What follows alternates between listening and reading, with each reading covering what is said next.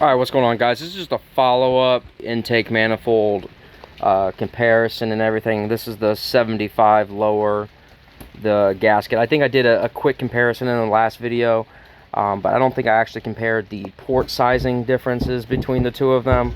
So as you can see, that thing's a freaking monster because it takes advantage of the variable valve timing. Now this is the 74 intake manifold that I screwed up because I got impatient, and I'm pissed because I'm cold.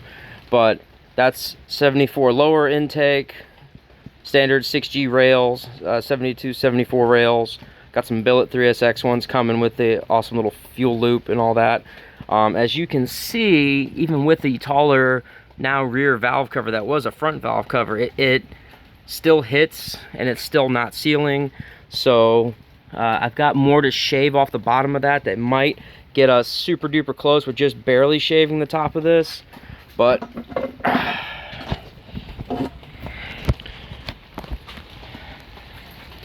as you can see, I was taking off all the EGR things, and then I got too frisky and just I gave it one too many wackadoodles with a hammer. So I'm gonna have to cut out where all the cracking and everything is, smooth all this out, weld in a plate right there. That was my bad. I'm really upset. I'm more upset about that than actually being pissed off to the point of this being an absolute disaster. Because I mean, I'm doing it out here. I'm sanding, I'm cutting, I'm grinding. I've got my respirator, which is great, but I'm still slinging aluminum powder everywhere. Anyway, moving on. Not holding on to angers. So, oh geez, I forgot that's not bolted in. So anyway, 74 lower, and as you can see, the port size comparison between the two of these is crazy. So this is the 74 lower. Okay, obviously there's a butt ton of room there still for the gasket matching, but this little guy is like, oh my god, look at all that room. Look at all that room for all those activities. So, I mean, they'll still match. They'll still flow. I'm probably going to work that out a little more. You know, but I have to keep in mind how thick the castings are themselves in comparison between the two. Because this one's obviously a much larger port volume to begin with. This one is not. So, yeah. And I'm going to go ahead and pause the video real quick and show you what happens when you flip the normal front cover for an Eclipse, but now the rear cover for a 3000. I'm gonna show you what happens when you go to flip these, because I don't think I did before in any of the videos, but I'm gonna tell you right now. So not only are you gonna lose your timing marks from this one, because now it's gonna go to the rear of that cover. This cover doesn't have any timing marks, so it's gonna become a ghost cover over here. And you're gonna also have the rear PCV breather pickup right here that goes to the intake. You're going to have that, which is now going to interfere here, but I'm going to leave this valve cover off so you can see where it would be easy to put this up here, not a problem if it goes over here, or even come off the back of it so you don't have to worry about any kind of interference. So I'm going to pause it real fast, swap these bad boys around because it's really quick and easy to do, and I'll come back and show you exactly the issues you're going to have if you run this cover here.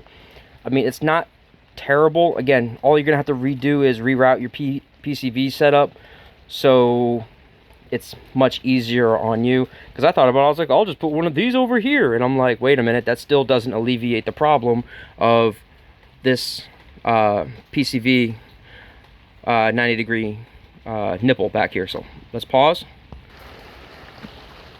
All right, well, I can admit when I'm wrong. So apparently I remembered incorrectly.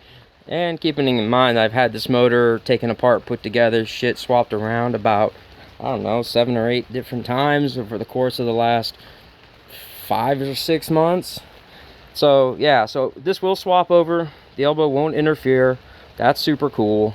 So again, you can tie these together to here, and then again, that's just a crossover, kind of like a balance tube almost. And then this one goes to the intake manifold. So yeah, those will cross around, which means then we'll take the old 74, Hooter Magooter. And then if we take this, oh my Jesus, this is terrifying to do one-handed. Hot titties, that's what I'm talking about. So it still contacts the manifold, but at least we're sitting flush. So grinding that bad boy smooth, fixing my boo-boo right there, will yield us, I think, an absolutely solid swap.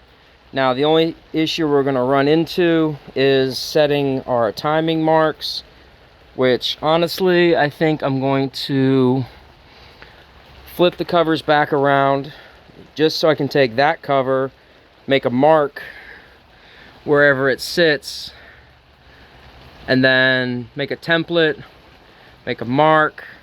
Again, this is going to be a matter of using the factory service manual for the 75, because it's going to show where your timing marks sit. Line up your timing marks. We still have to get all of this fabricated here for this cam sensor that we're going to treat like just a normal cam sensor. And yeah, that's how we're going to do that crap. So closer and closer we get to this. I still think this is ugly to have up front, personally. I'd rather have it more tucked away, but honestly at this point I just want this thing to go vroom. So we'll take this, we'll tie these in. This one, I have no ideas. Might take that elbow, flip it 90, and then put a nipple down here or something. I don't know. Just something for a PCV breather, because we got the one-way check valve down here. That's going to have to go somewhere now, because that's for the PCV for the brake booster, and because that one's got all kinds of nipples and stuff on it over there, which normally on these you would have your PCV, but because, oh yeah, it's back there, forgot, right there. So that one and that one will talk.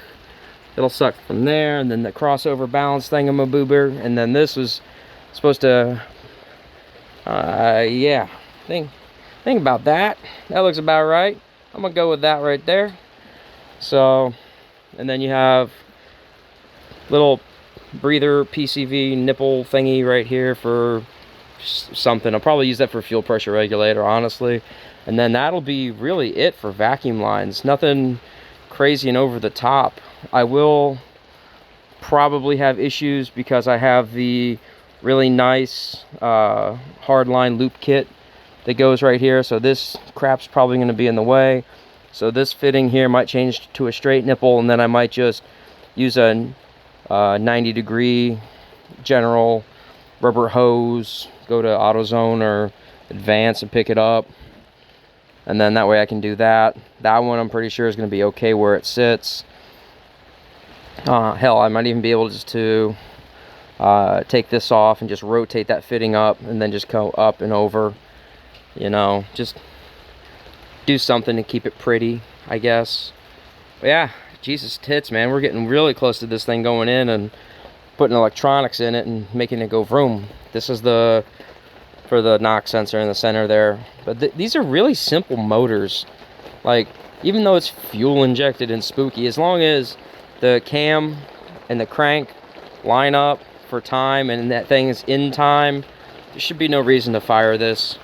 Again, I'm just going to be sticking with coil on plug, using the Montero ECU and PTU wired into my setup. I might actually even go back to go pull it and pull the harness out of the 3000 GT, since it's already set up with a PTU inline. But I can't imagine it's going to be super hard to put one of those inline into a harness as far as a pin out and everything goes. From like I said, I've got 99% of the Montero. I knew it was going to be a battle in the beginning, but I don't really care. I've got what I want from it. I've got the whole harness. It's in that box there. I can pull it out, go through, get rid of the bullshit that I don't need, and then yeah, Jesus, we're almost there. We're almost at the all body.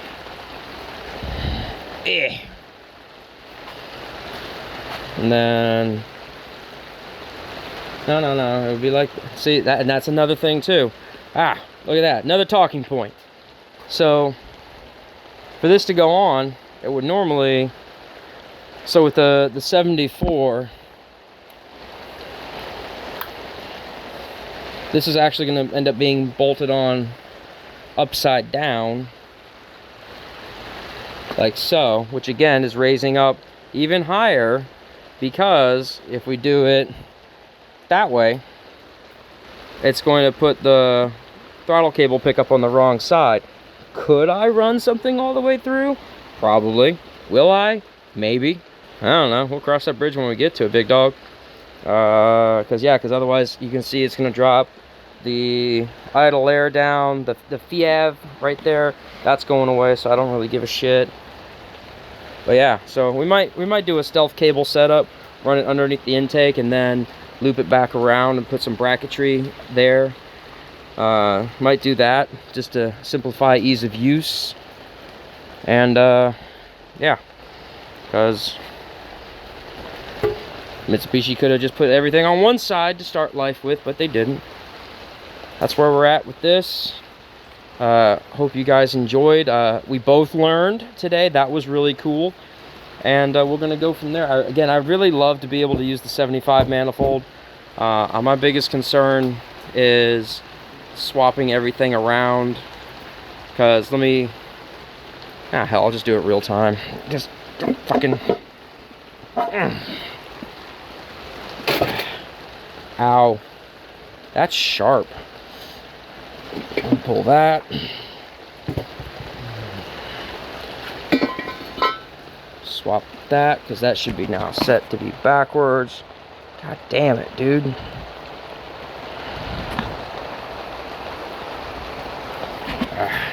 Be alright. Be alright. It's just flesh. Just skin. God, Jesus nuggets.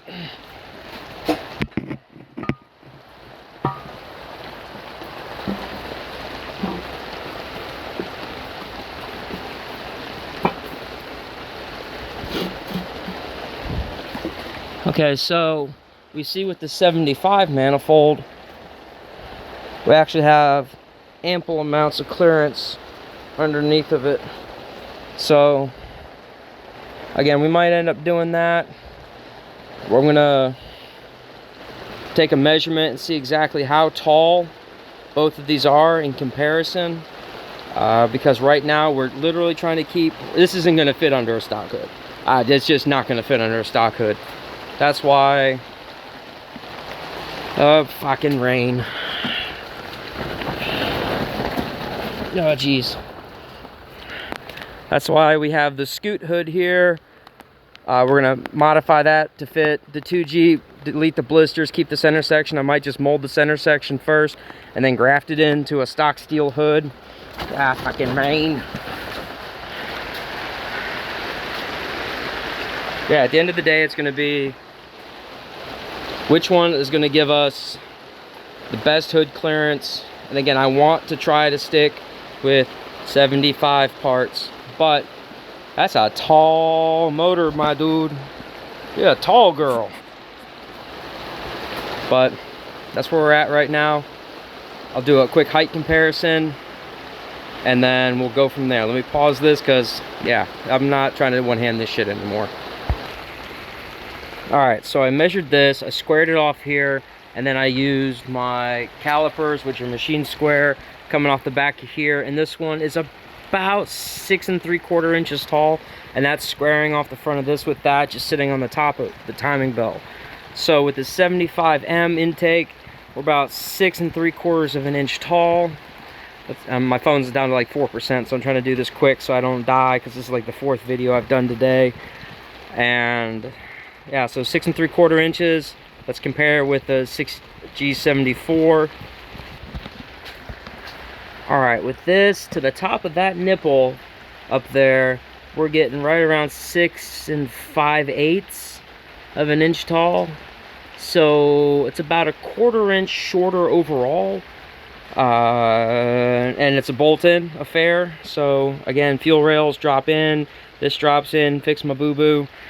And yeah, So yeah, 5/8, yeah, it's about, so yeah, 6 and 5/8 is right there, 3/4 is right there. It's about an eighth of an inch difference. It's honestly, I'd rather run that. We're gonna see about rewelding the fuel rails, make that magic happen there. If we can do that, then we're gonna probably end up just running the 75 intake, just because it needs one hole welded in the bottom and not anything ginormous like I boogered up there. So that's it for this one, comparing the two intakes from what a lot of people run versus the big boy 75M. I really want to use the 75 just because I want to be able to utilize all that plenum volume with my VEC in here. And then tomorrow's videos are going to be this dropping in so we can figure out header placements and stuff like that. Also bolting the trans to it, bolting the mid shaft to the block. Hopefully everything bolts up smoothly. And yeah, that's pretty much that. So I hope you guys enjoyed another video. Don't count on these coming out every day. This is it's more work than I thought it would be. I'm just trying to, I guess this is more like a vlog for me, video log of what I'm doing. That way my goldfish brain can go back and be like, oh yeah, that's what I did, dumbass, go back and do that again. So that's where we're at. Hope everybody's enjoyed so far, especially with the intake comparison. We're gonna see if there's a easier method for welding up the fuel rails, but you can already see that the these are already crazy close compared to the valve cover on both sides, more so towards the rear here, but there is a little room to move these around because there's no gaskets below them. Gaskets will modify it just a tiny bit, but not enough to be like, oh my god. But hope you guys enjoy. If you do, again, please like, subscribe. I'm not really trying to build a huge following. I'm just trying to get the videos out there so people that are doing these or have questions, they can be like, oh shit, it's that easy? I'm like, yeah bro, it's that easy. All right, later.